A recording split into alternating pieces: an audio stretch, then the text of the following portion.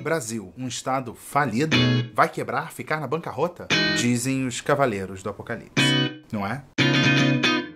Quais são os estados falidos? Aqueles sem futuro, fadados ao fracasso, hein?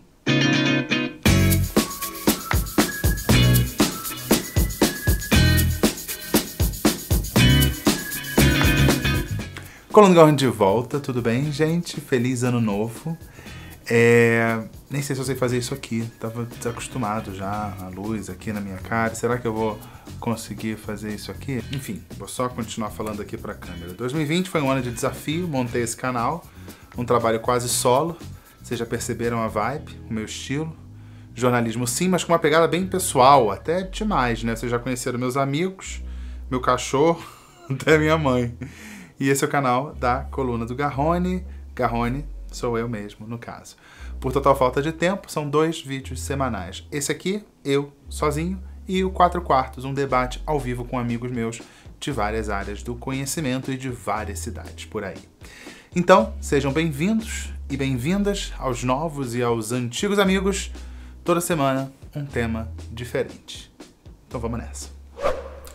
Olha, é comum gente que acha que o Brasil é o pior dos países do mundo, o mais corrupto, o mais sem futuro, que vai quebrar. Se isso não acontecer, o Brasil quebra. Se essa lei aqui não for aprovada, não vai ter mais jeito. Se aquela reforma não passar, não tem mais volta. Foi assim com a reforma trabalhista, da Previdência, agora é com a administrativa e a tributária. Um exagero. Teve agora, recentemente, o caso da Ford, que fechou todas as suas fábricas aqui no Brasil. Vai deixar mais de 5 mil pessoas sem emprego. Isso direto, fora os empregos indiretos, porque a indústria automobilística é uma das que mais geram, né, empregos indiretos. Sejam daqueles que fornecem peças ou simplesmente aquelas empresas que fornecem serviços para os funcionários. Imagina quem tem uma lanchonete colada na fábrica da Ford em Taubaté, por exemplo. Não é assim, não vai quebrar, é exagero. Um país não quebra, não fecha as portas. Isso acontece com empresas, no caso da Ford. Um país, no lado econômico, empobrece. No lado político, vê as instituições se deteriorarem e seu poder sobre o território diminuir. E olha, esse é um processo gradual, não é de uma hora para outra. Exemplo histórico, caso bem próximo da gente, a Argentina. Até antes da Primeira Guerra Mundial, ou seja, há mais de 100 anos, a Argentina era um país com padrões que chamaríamos de primeiro mundo. A renda dos argentinos se assemelhava muito à de cidadãos de países desenvolvidos na Europa. Num processo longo e gradual, a economia da Argentina é o que a gente sabe, né? A gente conhece. O país com muitos recursos naturais e um povo bem educado entrou numa rota de degradação. Um caso raro de um país que deixou de ser desenvolvido e não é culpa deste ou daquele governo, é um processo histórico. Então eu vou te dizer, mesmo assim, a Argentina ainda está longe de ser um estado falido. A Argentina tem um governo, tem um estado, a economia vai mal? Vai.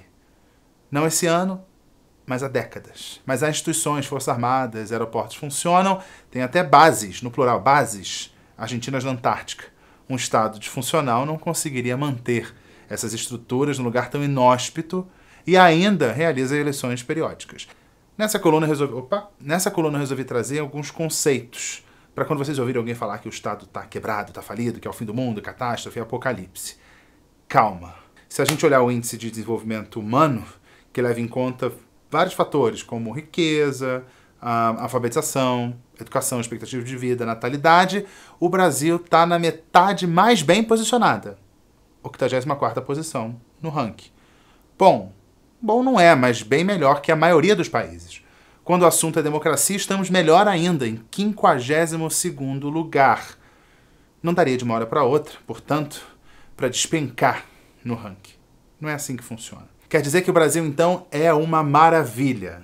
Não. Há sinais preocupantes? Há sinais preocupantes. Muitos. Eu vou ressaltar um que me incomoda particularmente. A participação semanal, ou quase semanal, do presidente da República em formaturas e cerimônias de instituições militares, seja das Forças Armadas ou das polícias. Numa dessas, por exemplo, ele declarou que a imprensa é o maior inimigo. Que mensagem que isso passa? Pensa, num crime. O pior deles. Pois é, o presidente diz com todas as letras que os jornalistas são piores que qualquer criminoso. Não é pouco. Eu queria destacar também esse prêmio, pseudo-prêmio, né? De corrupto do ano dado pela ONG Organized Crime and Corruption Reporting Project, ou seja, projeto de reportagem sobre corrupção e crime organizado. É o nome da ONG. É uma ONG internacional de jornalistas e veículos que tratam de jornalismo investigativo. Aquela galera da seita já falou que é um prêmio dado por ONG, porque a ONG viu as verbas secarem. Só que não é assim, é uma ONG internacional. Não recebe dinheiro, muito menos do governo brasileiro. E teve gente que disse que ela passou pano para Maduro e companhia. Olha, a ONG não repetiu vencedores até agora e já premiou Maduro, Putin, o Aliyev do Azerbaijão, o Rodrigo Duterte e outros autoritários por aí. A organização diz que Bolsonaro ganhou por pouco de Trump e Erdogan na Turquia. Ficaram ali quase empatados. Então vamos lá, eu queria focar nos argumentos, critérios usados para dar esse tal prêmio de corrupto do ano. E você vai dizer se eles estão errados. A ONG diz que o presidente foi eleito numa onda anticorrupção da Lava Jato e se cercou de figuras corruptas. Aí eu cito alguns. O pastor Everaldo preso, a galera do Centrão, Crivella preso em casa, Witzel Queiroz, o condecorado miliciano Adriano. Diz que ele usou propaganda para promover sua agenda populista. Minou o sistema de justiça. Lembrando da demissão do ministro Moro por ele ser contrário à intervenção na PF. Teve o caso da reunião da defesa do filho do presidente com a ABIN, Agência Brasileira de Inteligência, não agência bolsonarista de inteligência, como ele deve pensar. Bem, diz a ONG que Bolsonaro lançou uma guerra destrutiva contra a Amazônia e enriqueceu os piores proprietários de terra, leia-se aí grileiros. Tem ainda as rachadinhas que a ONG traduz que é simplesmente roubar o povo. A organização, claro, explica que tem ali um trabalho de família, um negócio criminoso, diz a ONG, tá tudo lá, você pode pesquisar informações públicas. É bom a gente entender o conceito de corrupção, não é só roubo de dinheiro, que tudo indica que nesse caso houve também, que a rachadinha a gente pode chamar de peculato, mas é também para minar, um esforço para minar as instituições e impedir que haja a possibilidade de investigação. Lembra do tão importante COAF, que detectou movimentações ali esquisitas de dinheiro? Mudou de nome e sumiu. É triste sim, mas isso significa que o Brasil quebrou? É um Estado quebrado? É só isso? Não tem mais jeito? Acabou? Boa sorte?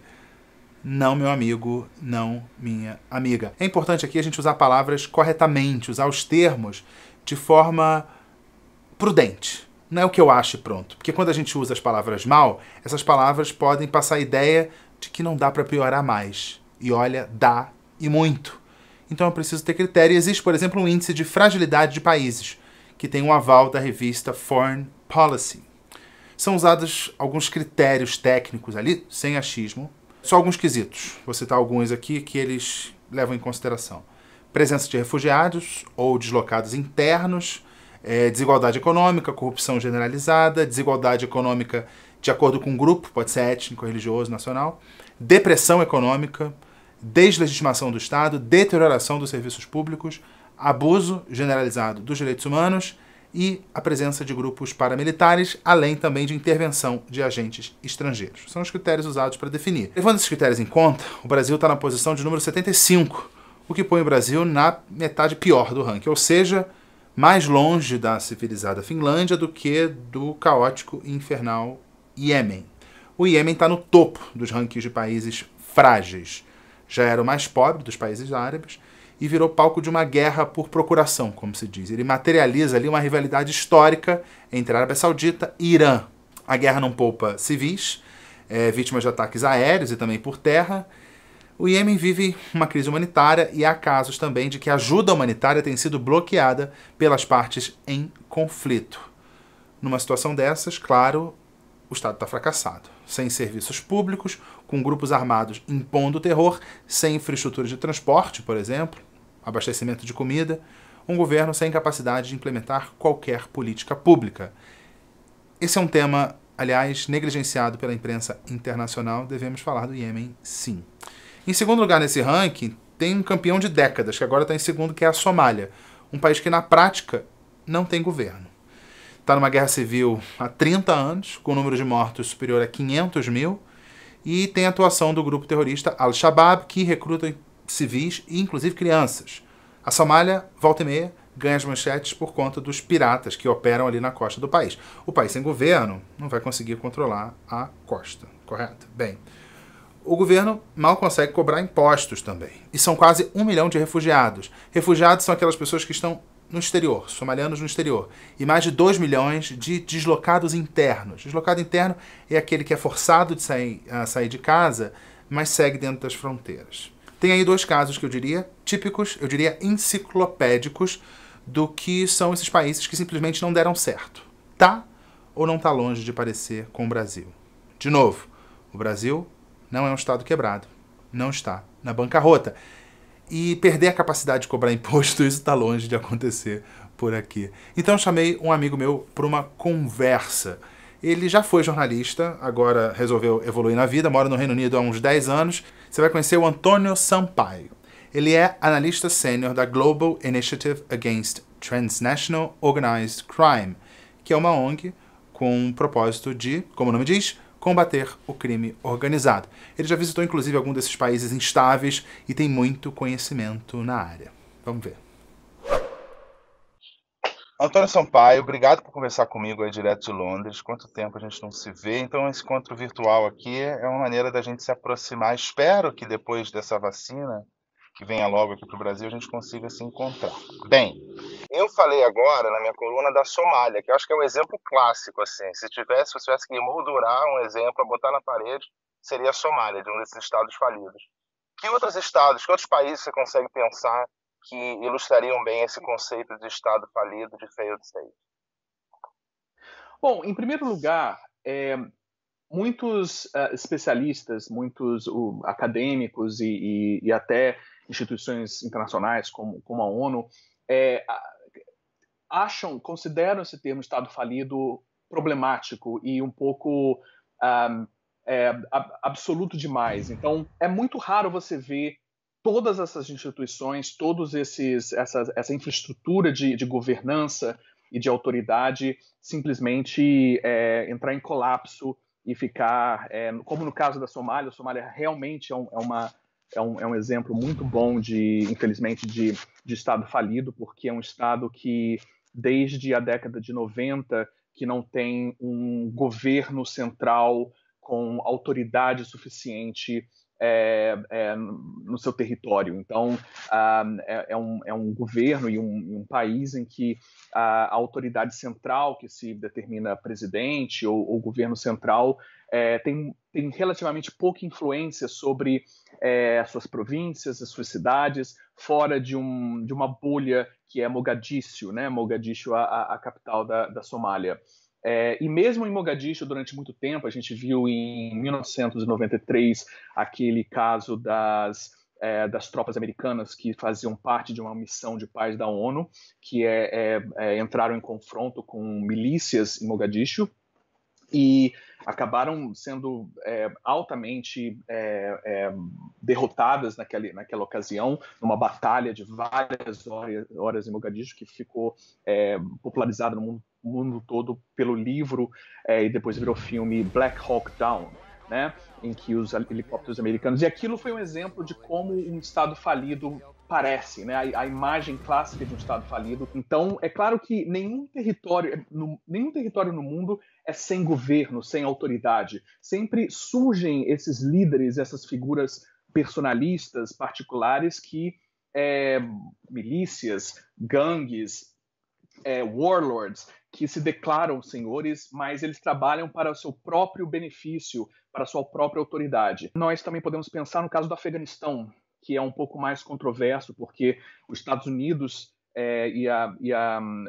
durante parte do tempo, nesses últimos 20 anos, a OTAN, né, a Aliança do Atlântico Norte, passaram muito tempo sustentando o governo de Cabul, mas que também é um governo muito frágil e que não tem muita autoridade sobre essas figuras políticas, os warlords, os senhores da guerra, que ainda têm muita influência e muitas milícias sob o seu controle pelo país. Eu acho que a medida mais básica da falência de um Estado é proporcionar segurança, a incapacidade de proporcionar segurança. Então, quando você vai, como eu fui em 2019, a esses Estados falidos, eu fui fazer pesquisa, a gente tem que fazer um curso e se preparar durante muito tempo. Pra Existem guerra. custos imensos.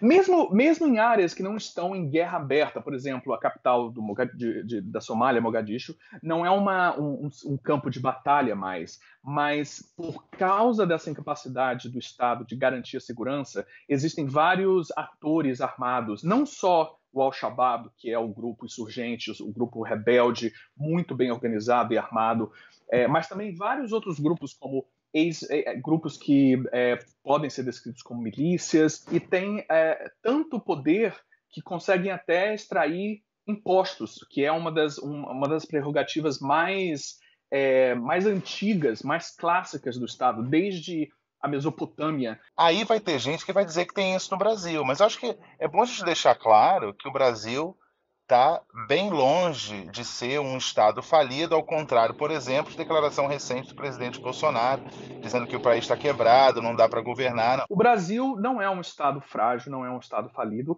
mas o mundo não é dividido entre Estados frágeis e democracias consolidadas, né? Como, digamos, vamos dizer, a Noruega ou aqui onde eu estou, o Reino Unido. Então, o Brasil, por exemplo, tem instituições que funcionam, é um país que consegue garantir a segurança das suas fronteiras, na maioria das vezes, e tem instituições muito mais maduras e que funcionam muito mais eficientemente do que, claro, países como a Somália, ou vamos dizer, o Sudão, o Iêmen.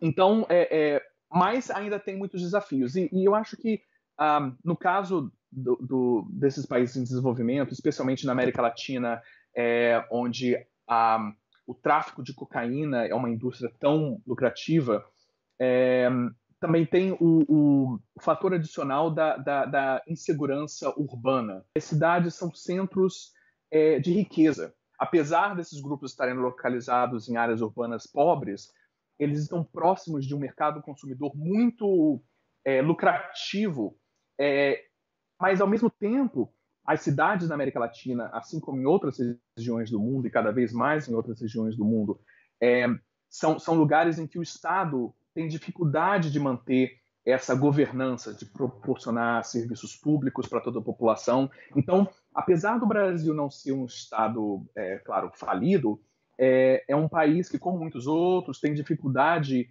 em proporcionar de forma homogênea esses serviços públicos, esses bens públicos, como a segurança, que é o mais básico dos serviços públicos. Agora, deixa eu te interromper. Então, você vê... Deixa eu só te interromper. A quem interessa pintar esse cenário pior do que está? Quem ganha com essa história de dizer que o país está quebrado, está falido? Existe uma tendência do populismo, que é uma vertente política que, pelo menos por parte do tempo, se não na maioria do tempo, o Bolsonaro se alia e está alinhada com esse populismo. E o populismo é um fenômeno que gosta da centralização da autoridade num líder carismático, né? E que se diz defensor do povo contra uma elite corrupta. Essa é uma descrição clássica do populismo. E no Brasil, eu acho que o Bolsonaro frequentemente recorre a esse discurso de que ele é o salvador desse povo, dos seus eleitores, contra instituições elitistas ou contra valores culturais que não são de acordo com a tradição. É muito focado numa visão autoritária de país, né? Há uma tendência ao autoritarismo, que é esse discurso de que as instituições não estão funcionando e que uma solução radical tem que ser encontrada. Antônio, obrigado por essa conversa. Eu acho que as pessoas não têm inveja de mim, que tem um amigo em Londres que tem esse papo delicioso sobre democracia, erosão da democracia, fragilidade dos estados, enquanto passam os ônibus ali, os double-deckers ali atrás, enquanto a gente conversa. Foi ótimo e espero que a gente volte a conversar, porque eu acho que, infelizmente, esse assunto não vai morrer, né? Erosão da democracia parece que está aí para ficar e eu acho que a gente vai ter que conversar no futuro, Antônio. Uma aula, né?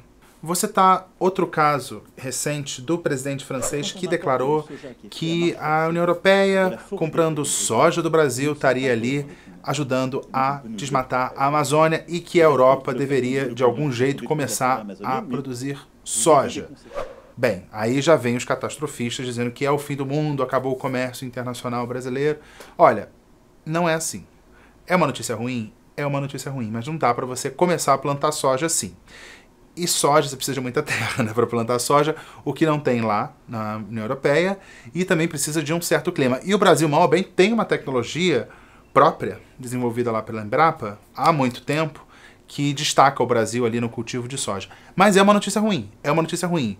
O Brasil vai quebrar se isso acontecer? Não. Pode ser um duro golpe, mas o Brasil, como um país muito grande, com uma economia substancial, não vai quebrar de uma hora para outra. Não é uma dessas decisões. Essa pode ser uma de várias, que no fim das contas podem levar, no fim das contas, lá o Brasil rumo a ser um Estado falido, mas estamos longe disso. Precisaríamos de muitos outros anúncios como esse do Macron, mas olha, longe de ser um bom anúncio, comprar briga com os compradores da nossa soja está longe de ser um bom negócio.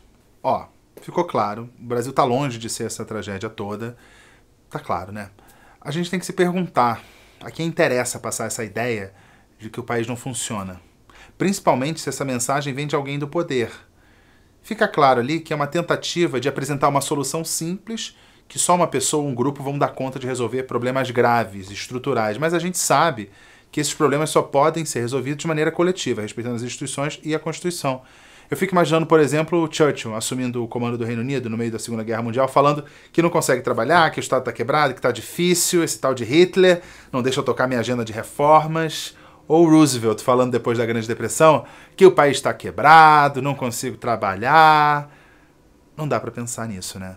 Mais do que ficar atento, a gente tem que saber que quando alguém vier com essa história de que se essa lei não passar, se a outra reforma não for aprovada, se um evento solto não se concretizar, que o Brasil está quebrado, que tudo acabou. Não, não é assim, não é assim tão simples. Pode ter má fé por trás, pode não ter má fé por trás, mas a gente sabe que um único evento não torna o Brasil um país falido. E então é isso, gente. Então voltei em 2021. Achei esse tema um pouco sério, né? É um pouco sério, diferente do que eu costumo fazer. Mas não sei porquê, gente. Comecei em 2021 sem muito espaço para achar as coisas engraçadas. Por que será? Por que será? Eu vou ler aqui as mensagens relativas à coluna passada, que foi no ano passado. Em que eu falei o quê?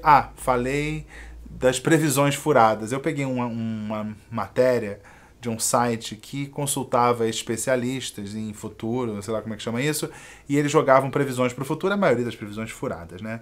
Então vocês comentaram muitos comentários, então vou ler alguns aqui, como por exemplo, Rodrigo Silva, tá acabando a bateria.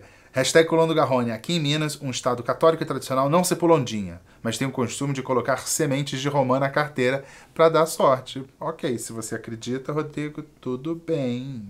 Jorge Okamoto, muito bom vídeo. Para mim, 2020 foi muito melhor que 2019, insolitamente. Ele diz que leu o horóscopo, mas só acredita nas coisas boas. É uma estratégia boa. Já que o horóscopo é uma fraude mesmo, só acredita no que você quiser. Faz ali uma seleçãozinha do que você acha bom e pronto, acho bom. Kersi Moraes, Garrone, queria saber seu signo para justificar o seu ceticismo. Feliz por ter achado o seu canal. Acompanho desde o My News. Algumas pessoas se perderam aí no meio do caminho, me acharam. Não sei por que nessa virada do ano as pessoas me acharam aqui no canal da Coluna do Garrone. Não vou dizer o signo, porque eu acho isso tão desimportante. Então, porque quando você fala o signo, as pessoas começam a tentar adivinhar traços de personalidade.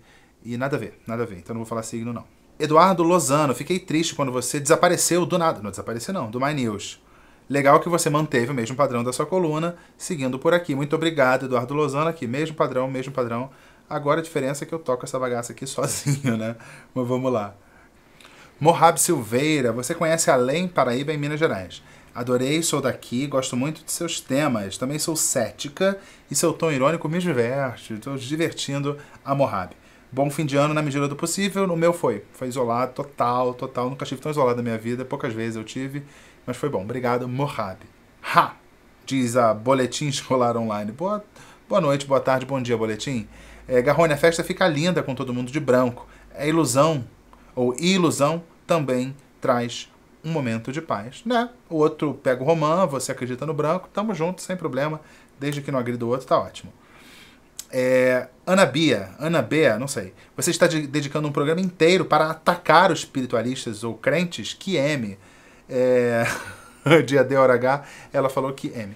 Bem, Ana, não é atacar, né? Porque qualquer tipo de crença, seja ela religiosa ou não, é possível de ser debatida. E quando você ataca uma ideia, você não ataca uma pessoa, você ataca uma ideia. Você acredita em qual religião? Se eu, por exemplo, mostrar algumas contradições que tem no seu livro sagrado, isso é te atacar? Ou é simplesmente o bom e velho debate? Algumas pessoas acham que religião tem algum tipo de privilégio ali na hora do debate. Eu acho que não. Você pode debater socialismo ou cristianismo, são duas ideias. Ideias podem ser debatidas. Então, eu não sei como uma pessoa pode se ofender com uma ideia sendo debatida. Não é atacar pessoas. Pessoas eu não ataco nunca. O Mano Meira, mais alguém dança com a aberturinha. Essa música da abertura é muito legal, né, Humberto? Eu gosto muito. Vocês dançam com a música da aberturinha, que tem aquelas pausas, pá, pá, pá, pá. Que legal que vocês dançam, que legal que vocês se divertem. Mas a ideia não é dançar, não. É só dar um ritmo mesmo pra apresentar o assunto. Mas que bom que você gosta. Minha mãe. Eu pedi pra minha mãe mandar um vídeo e ela quer mandar uma mensagem para uma cidade do Brasil que está passando por uma situação muito ruim. Eu tive em Manaus em 2020, no momento ali que tinha um alívio da pandemia, se imaginava que a cidade tinha atingido a tal imunidade de rebanho, e depois disso os casos não viriam a subir. Ledo engano, os casos subiram muito. Minha mãe tem uma história pessoal com Manaus e resolveu gravar um vídeo sobre isso. Então, geralmente minha mãe faz vídeos festivos. Esse é mais sério, mas é o espaço que ela tem, e aqui a gente oscila entre festividade e seriedade sem comprometer nenhum dos dois, né? A gente consegue ser sério e festivo ao mesmo tempo. Nesse vídeo dessa semana, minha mãe está mais séria. Vamos ver minha mãe. Oi, meus amiguinhos e amiguinhas, tudo bem? Feliz ano novo. Agora, se Deus quiser, com a vacina. E por falar em vacina, eu quero me solidarizar com minhas amigas lá em Manaus, que eu morei por 3 anos, fui muito bem acolhida, estudei no Colégio Santa Doroteia, então nós somos amigas de zap até hoje, nos falamos todo dia e tem mensagem o dia todo. Está sendo muito difícil a vida lá em Manaus, porque essa doença, ela igualou todo mundo. Então temos amigas já com a doença em casa, já perderam entes queridos, e todas as pessoas que perderam entes queridos. Manaus está passando por uma situação muito difícil, e eu espero que o ministro da Saúde cumpra o que ele falou ontem, que seja dar prioridade a Manaus, que o estado lá está gravíssimo. E é isso, vamos orar por todo mundo na realidade. E aqui quem está aqui, para desejar feliz ano novo para vocês. E um grande beijo. E mandem temas para a gente falar sobre. Um beijo. Para encerrar, tem aqui uma mensagem que não é pro Francisco, mas é no campo semântico do Francisco, que é da Marta Sorensen. Marta Sorensen. Ela fala: incentive a adoção de animais, por favor. Eu super incentivo. Porque isso não é porque o Francisco é um bulldog inglês que eu seja contra ou não incentive a adoção de animais. Acontece que eu não comprei o Francisco. O Francisco veio como uma consequência de uma união estável. Então, o Francisco, se a gente fosse todo mundo homo sapiens, ele não seria meu filho, mas meu enteado. Então, eu não tive participação nessa aquisição do Francisco. E eu acho muito legal a ideia de adoção, porque cachorrinho não falta. E eu já disse em colunas passadas que não existe cachorro feio. Não existe cachorro feio. Então, qualquer cachorro é cachorro. Eu me encanto com qualquer cachorro. Eu tinha resistência a ter cachorro, porque eu achava que dava muito trabalho. Mas o Francisco entrou na minha vida, entrou no meu canal, tá na minha vida, né? Vocês já perceberam. E o que será que ele tá aprontando? O que será que ele tá aprontando? Não sei. Vou deixar um mistério aí pra coluna dele. Ele teve férias. Será que ele aprontou nas férias? Não sei. Vocês vão ver aí na coluninha do Francisco. Eu sempre faço convite aqui pra você assistir aos 4 quartos, que é aquele nosso programa de debate. Tem integrante nova nos 4 quartos. Agora vamos ser 7. 4 por vez, geralmente, mas somos 7 agora. Vocês vão conhecer no próximo vídeo, toda quinta-feira, 8h30, ao vivo. O legal de participar ao vivo é que você pode mandar mensagem, interagir, a gente lê as mensagens todas lá. Todas não, mas na medida do possível a gente tenta ler as mensagens. Acho que eu não leio, eu jogo na tela e tal. É super legal. Se você não conseguir pegar ao vivo, 8h30 às quintas-feiras, você pode ir lá, vídeo consolidado, fica lá disponível. A gente tem feito 2 horas de live. Mas se você não tiver paciência para assistir, você pode assistir depois, picado. Porque são 4 pessoas, 4 temas, pode assistir um tema de cada vez, 2 temas de cada vez, e aí você consegue distribuir realmente 2 horas, mas passa tão rápido, pra mim passa tão rápido. Então, convite para assistir o 4 quartos e convite também para assistir a coluna que eu tenho lá no canal do Professor Leandro Carnal. Essa semana publiquei um vídeo. Se você está vendo isso aqui agora, a coluna foi publicada, você pode ver lá, em que eu falo dos autoritários. Por que os autoritários não gostam da imprensa? Por que será que os autoritários não gostam da imprensa? É o tema da minha coluna lá no canal do Professor Leandro Carnal. A coluna do Gorni fica por aqui. Eu vejo você a qualquer momento, seja lá no canal do Professor Leandro Carnal, seja no 44, seja aqui. Então se inscreva, toque o sininho para saber das novidades e ajuda esse canal, que é 0800, estamos aqui só no amor, só no hobby, porque eu gosto de estar aqui, compartilhar as ideias, trocar ideias, e é isso. Eu, minha mãe, o Francisco, e daqui a pouco vai entrar mais gente aqui. É isso. Um beijo, tchau, até a próxima.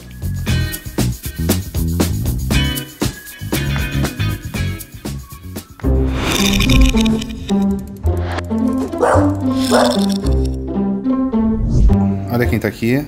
Levanta o patão, Francisco. Isso. Ele só tá fazendo isso porque eu tenho uma comida aqui pra dar pra ele, né?